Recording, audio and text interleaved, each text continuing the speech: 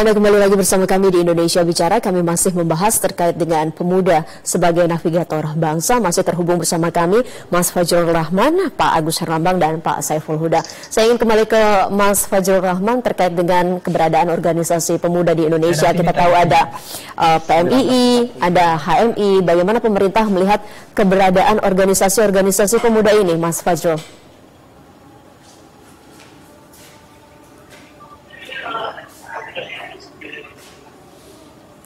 Baik, sepertinya koneksi kami terputus. Saya akan coba bertanya ulang ke Mas Fajrul. Mas Fajrul, bagaimana pemerintah melihat keberadaan organisasi-organisasi pemuda seperti halnya PMII, kemudian juga ada HMI, serta banyak lagi organisasi lain yang turut memberikan kontribusi banyak bagi bangsa? Ya, terima kasih.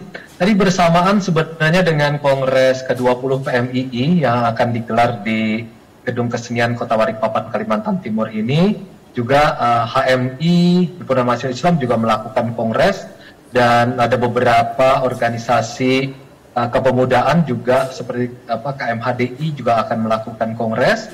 Nah, Presiden akan menghadiri dan akan memberikan sambutan kepada semua organisasi kepemudaan yang melakukan kongres ini. Itu merupakan penghargaan dari Presiden Joko Widodo bahwa kaum muda itu menjadi ujung tombak dari upaya pemerintah dalam mencapai Indonesia sentris dan Indonesia maju.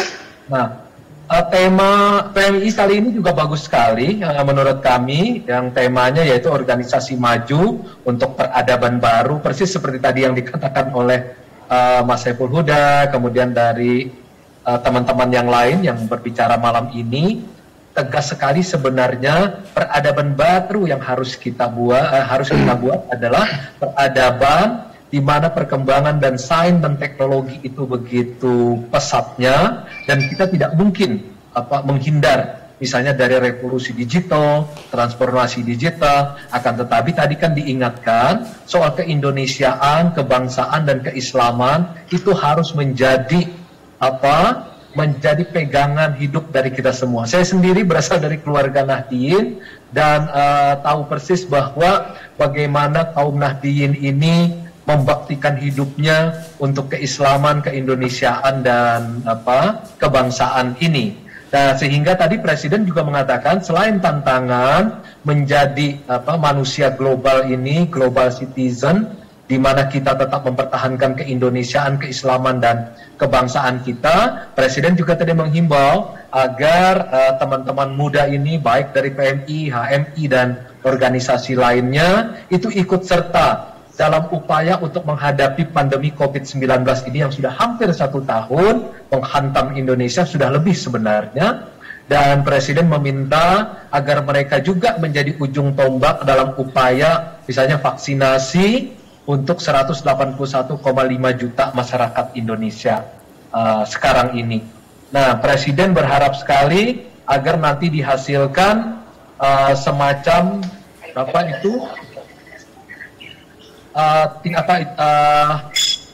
semua proposal strategis yang memang nanti akan menentukan kemajuan bangsa Indonesia.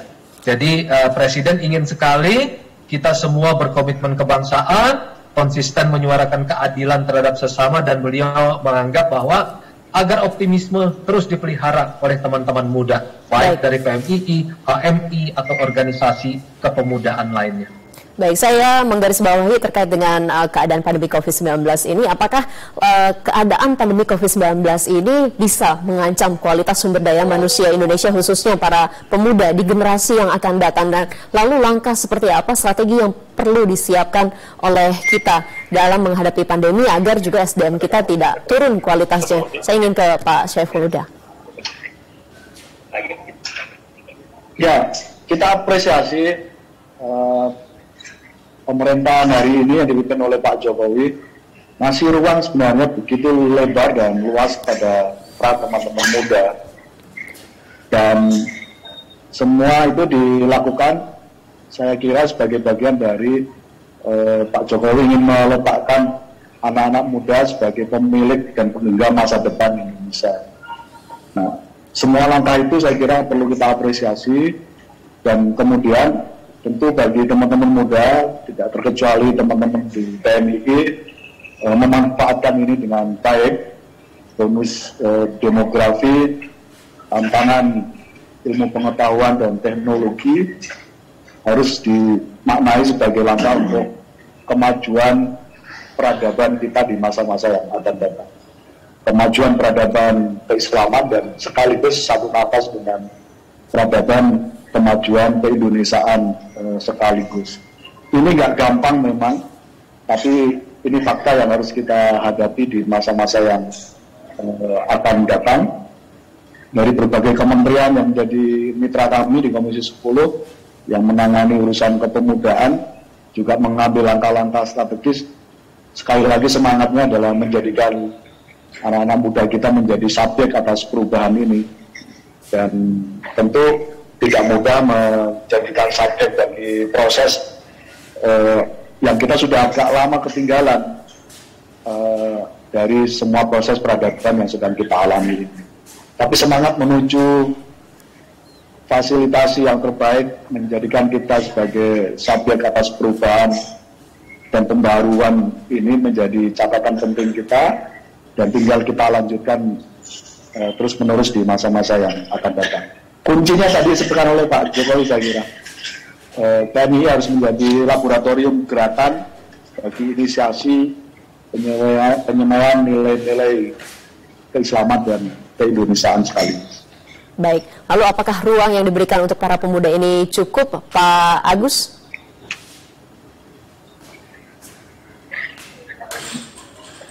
Ya, saya kira memang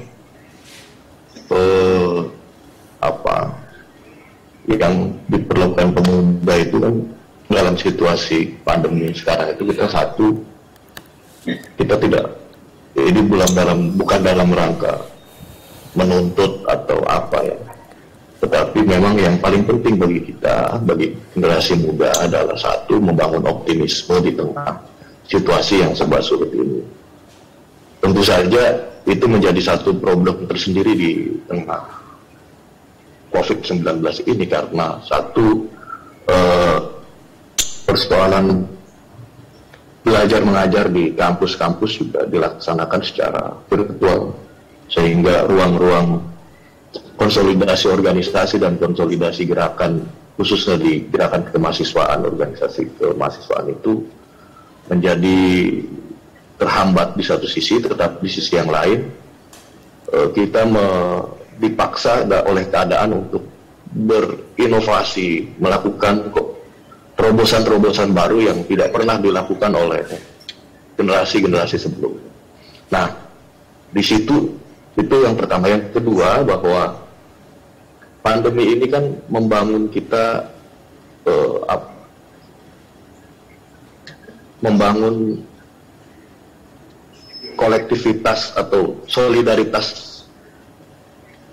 masyarakat kita, khususnya di kepemudaan, yang dilakukan oleh pemuda-pemuda kita. Justru harusnya elit-elit politik kita belajar nih sama pemuda-pemuda kita saat ini. Misalkan di PMII, HMI, KMHDI yang tergabung di kelompok Cipayung, dalam situasi COVID-19 ini yang kita lakukan ini ya berbakti untuk bangsa dan negara. Udah gak ngomong-ngomongin soal apa-apa, yang penting kita membantu masyarakat, membantu pemerintah untuk sama-sama berupaya untuk bangsa kita terlepas dari COVID-19 ini, termasuk salah satunya vaksinasi.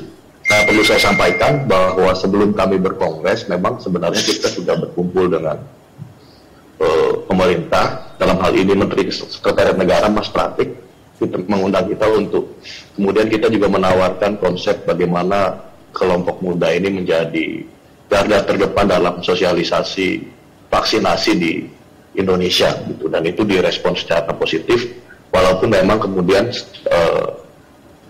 kita terkendala dalam periodisasi, sehingga mungkin akan dilaksanakan oleh kepemimpinan PMII di periode selanjutnya, kepemimpinan HMI di periode selanjutnya, KMHDI juga di periode selanjutnya, untuk melaksanakan, membantu pemerintah dalam rangka vaksinasi ini. Begitu kira-kira.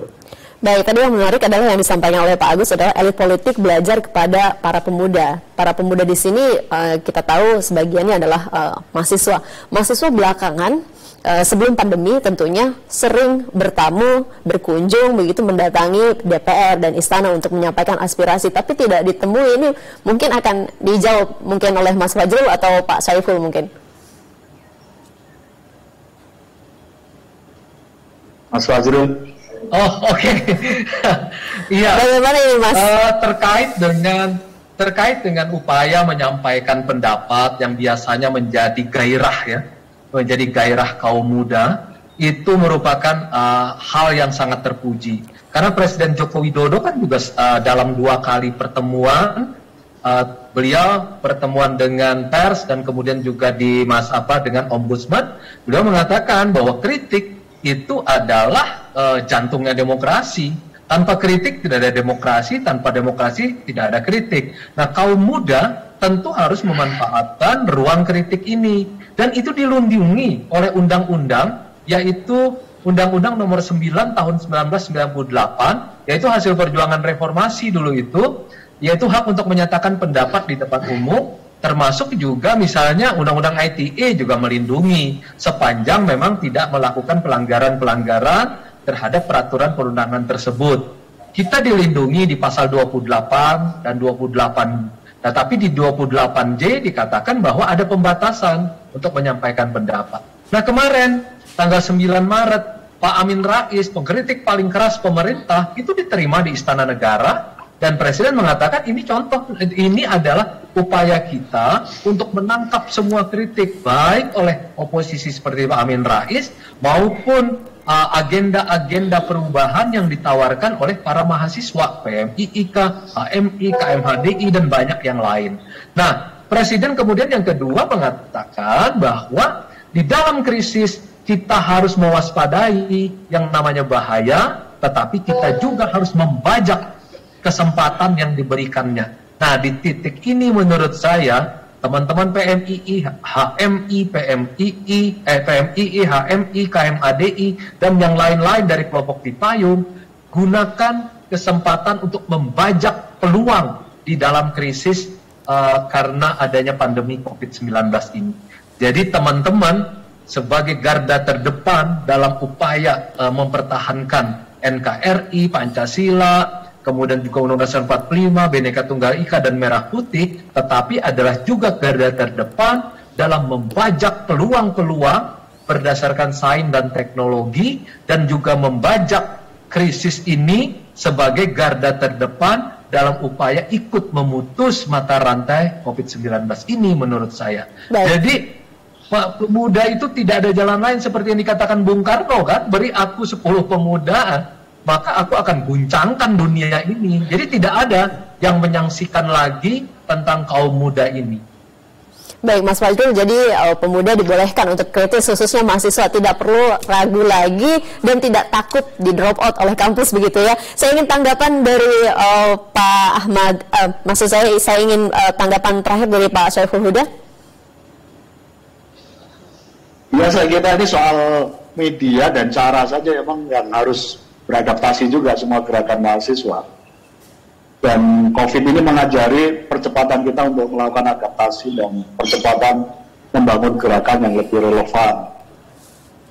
Beberapa hari yang lalu misalnya kesulitan keuangan mahasiswa yang dialami di kampus karena pandemi COVID ini, lalu melakukan protes, membuat tagar Mas Nadiem dicari mahasiswa, toh akhirnya juga menjadi gerakan di medsos yang luar biasa dan langsung direspon oleh Mas Nadiem selaku Mendikbud.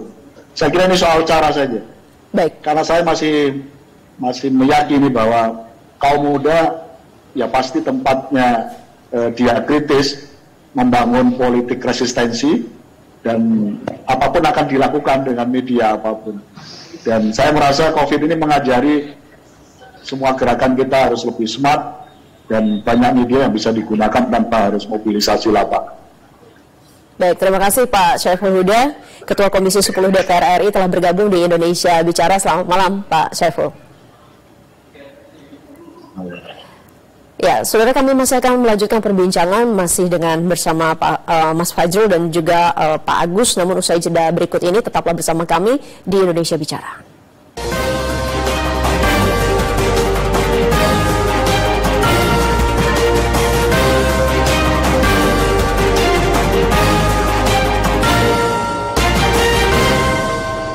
Anda kembali menyaksikan Indonesia Bicara, masih bersama saya Maya Karim. Kita membahas terkait dengan pemuda sebagai navigator bangsa. Kita akan kembali terhubung dengan Mas Fajrul Rahman, juru bicara Presiden Republik Indonesia, dan masih terhubung juga bersama kami Ketua Umum PMII, Pak Agus Herlambang. Dan selain itu kita juga telah kehadiran satu narasumber lagi pada malam hari ini. Langsung saya akan sapa, ada Mas Ahmad Al-Ghozi, founder dari Fight COVID-19. Selamat malam Mas Ghozi. Siap. Selamat malam. Kabar baik ya Mas? Siap. Alhamdulillah baik. Ya, kiprahnya Mas Ghozi ini tentu sudah dikenal oleh banyak orang. Salah satunya adalah terkait penemuannya terkait dengan aplikasi Fight COVID-19. Apa sebetulnya yang melatar belakangi Mas Ghozi sebagai seorang pemuda kemudian membangun aplikasi ini, Mas? Sebenarnya latar belakang Fight COVID-19 itu adalah rasa kemanusiaan saya yang memang melihat dokter-dokter waktu itu awal pandemi itu banyak yang meninggal. Nah setelah itu saya kalau saya kan orang teknologi, sehingga saya harus berkontribusi buat bangsa melalui teknologi, sehingga terciptalah aplikasi Fight COVID-19 yang memang waktu itu di Bangka Belitung tidak ada klaster lokal selama beberapa bulan karena kita ketat di tracingnya, seperti itu. Baik. Jadi mempergunakan kecanggihan teknologi untuk bisa membantu sesama begitu ya melalui aplikasi ini. Lalu bagaimana pemerintah melihat sosok pemuda inspiratif seperti Mas Ghozi ini, Mas Fajrul? Apa yang kemudian akan didukung untuk bisa terus mengembangkan riset dan teknologi? Tentu 2 jempol ya. Ini Al-Ghozi ini merupakan contoh dari apa yang dikatakan oleh Presiden Joko Widodo sebagai pembajak krisis gitu ya. Jadi dia membajak peluang dari krisis, karena krisis itu kan berwajah 2, satu bahaya, satu peluang. Peluangnya diwaspadai, bahayanya diwaspadai, tapi peluangnya kemudian dibajak, dieksploitasi, dan salah satu yang menunjukkan hasilnya adalah Al-Ghozi ini. Terima kasih Al-Ghozi, dan kemudian selamat, dan ini adalah harus menjadi contoh dari teman-teman kita semua di seluruh Indonesia, bahkan di seluruh dunia yang sekarang di mana banyak kaum muda yang melakukan mencari pendidikan yang lebih baik lagi, keterampilan yang lebih baik lagi untuk bisa berdaya saing secara global. Jadi selain Al-Ghozi ini, Menristek sebenarnya dan Badan Riset Inovasi Nasional juga sudah memamerkan kepada publik sekitar 60 temuan terkait dengan hal-hal untuk mengatasi COVID-19. Dan salah satunya ini adalah tambahan yang menarik menurut saya dari Al-Ghozi. Nah, untuk menutup ini karena saya sebentar lagi harus sudah sampai, saya hanya pertama mengucapkan kembali selamat untuk Kongres ke-20 PMII.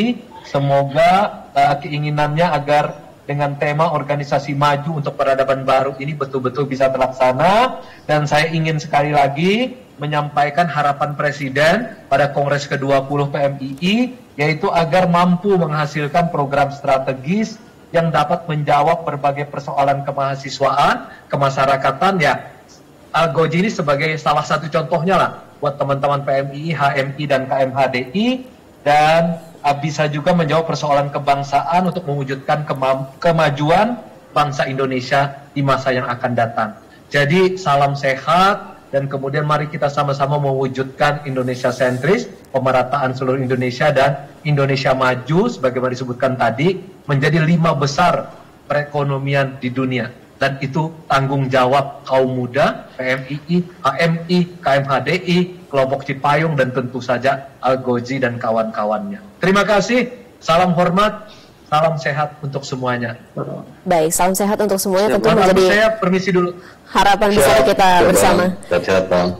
Terima kasih Mas Fajrul Rahman, juru bicara Presiden, telah bergabung bersama kami di Indonesia Bicara. Kita lanjutkan perbincangan dengan Pak Agus. Pak Agus, tadi salah satu poin yang disampaikan oleh Presiden adalah terkait dengan pemuda, khususnya di PMII, bisa membantu pemerintah dalam mengatasi krisis akibat pandemi. Kira-kira langkah apa yang kemudian juga akan dilakukan oleh teman-teman di PMII terkait ini?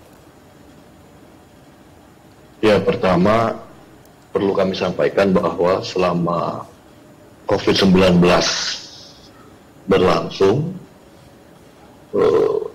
PMII juga melaksanakan beberapa agenda ya, terkait dengan bagaimana membantu pemerintah dalam menanggulangi COVID-19. Bahwa ada teman-teman kita di tengah kesulitan, dan saya yakin mahasiswa-mahasiswa kita juga mengalami pukulan yang luar biasa, tetapi masih ada sisi solidaritas sosial yang kita pupuk untuk kemudian dibangun dalam rangka menangani COVID-19 ini. Yang selanjutnya memang juga yang tadi saya sampaikan bahwa sebelum ini kita bersepakat 5 organisasi Cipayung, PMII, HMI, GMNI, yang terus Persatuan Mahasiswa Katolik Indonesia, PMKRI, dan Gerakan Mahasiswa Kristen Indonesia, GMKI, membuat satu konsep, yaitu dalam rangka membantu pemerintah dalam penanggulangan COVID-19 dengan beberapa cantangan program terkhusus tentang sosialisasi vaksinasi COVID-19. Nah, saya juga menyampaikan apresiasi yang dalam kepada teman kita Gozi, bahwa yang paling penting memang di kalangan pemuda ini adalah kolaborasi. Tentu saja ada beberapa hal yang bisa dilakukan PMII, ada yang tidak, tetapi kemudian kalau semua pemuda bersama-sama punya spirit yang sama dalam rangka membantu pemerintah, membantu masyarakat dalam keluar dari krisis COVID-19, saya yakin beban pemerintah, beban negara dalam penanganan COVID-19 ini bisa diringankan oleh kerja-kerja nyata generasi-generasi muda, begitu kira-kira. Baik, langkah nyata untuk penanganan pandemi COVID-19 sudah dilakukan teman-teman pemuda dari berbagai organisasi, termasuk diantaranya oleh PMII. Dan saya ingin kembali ke Al-Ghozi. Al-Ghozi, apakah ada rencana untuk mengembangkan atau mungkin membangun satu lagi aplikasi terkait dengan penanganan pandemi COVID-19 ini? Siap. Jadi sebenarnya Ghozi sudah banyak membantu beberapa kementerian untuk membangun sistem IT-nya sehingga terjadi penyamaan data di masing-masing kementerian, kemudian mereka bisa dari daerah ke pusat, pusat ke daerah, jadi saling mengirim data teknisnya. Nah, sekarang ini Ghozi itu bukan membuat lagi untuk aplikasi tracing, fencing, tapi Ghozi lebih fokus ke tracingnya. Nah, Ghozi itu sekarang lagi ngembangin sistem aplikasi terpadu namanya Blue Pass. Nah, Blue Pass ini memang kita kerjasama, dibuatnya di Indonesia, dan ini juga kita dipinjamkan oleh Tommy Dubes Singapura sebanyak 500 buah dan diuji coba di BNPB. Dan hasilnya itu kontak erat dapat. Nah, di sini alat ini bisa memotong jumlah tes PCR atau antigen yang memang ketika satu gedung ada satu orang satu kejadian, itu bisa semua yang di swab atau semua yang di tes antigen. Dengan alat ini itu hanya kontak eratnya saja dan datanya itu 98% valid. Sudah dicoba untuk pariwisata dan untuk perkantoran di gedung BNPB. Nah, memang sekarang ini Ghozi lebih berfokus untuk meng-create semua data itu ada di Indonesia, dan memang kita harus mencintai negara kita karena kita punya sumber daya manusia yang tangguh-tangguh. Nah, terkhusus untuk sistem ini, memang sistem Blue Pass ini, datanya itu semua di Indonesia, dan kontak tracing ini memotong anggaran setiap kementerian, setiap instansi, setiap gedung, sampai 10 miliar per tahunnya. Itu ada hitungannya memang. Nah, semoga alat ini bisa membantu ke depannya, karena memang tujuan Ghozi cuma satu, untuk Indonesia, untuk bangsa Ghozi. seperti itu. Baik, Gozi, apa mungkin yang bisa disampaikan ke pihak pemerintah atau misalkan pihak luar, karena dalam mengembangkan satu penelitian tentunya teman-teman kesulitan begitu dalam hal tahapan awal untuk sebuah penelitian atau pengembangan aplikasi dan lainnya. Itu juga sempat dirasakan oleh Gozi begitu kan?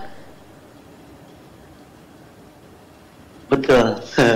Dulu fake COVID bulan Maret itu Gozi menguras tabungan Gozi itu sampai 45 juta, dan memang Gozi nggak berpikir kalau uang itu bakal dikembalikan atau gimana. Itu untuk negara aja 45 juta mungkin menurut orang kecil, tapi itu adalah tabungan selama beberapa tahun bekerja.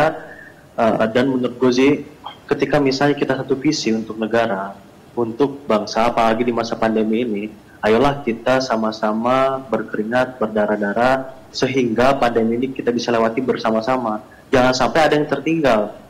Nah, Gozi itu selalu menekankan bahwa ketika pemuda saat ini sudah bisa mengambil langkah yang konkret ke depannya, Gozi yakin cukup satu pemuda di setiap daerah itu akan memajukan daerahnya dan kemudian negaranya, yaitu negara Kesatuan Republik Indonesia.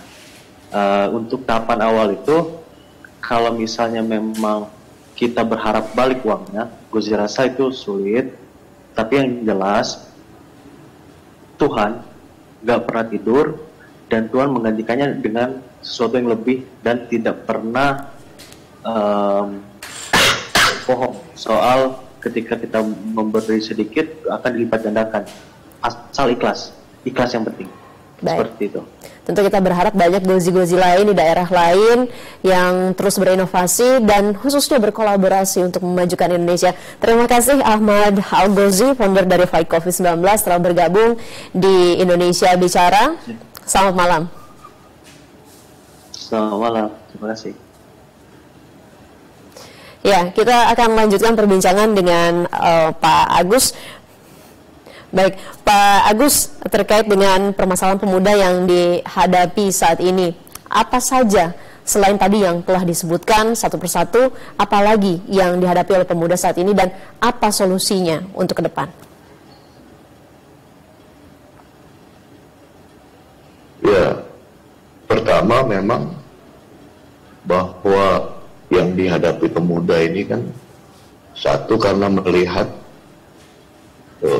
ada fragmentasi sosial yang terjadi, efek dari pasca Pilpres sebenarnya 2019 hingga sekarang, kemudian itu juga terdampak kepada persoalan kemudaan kita.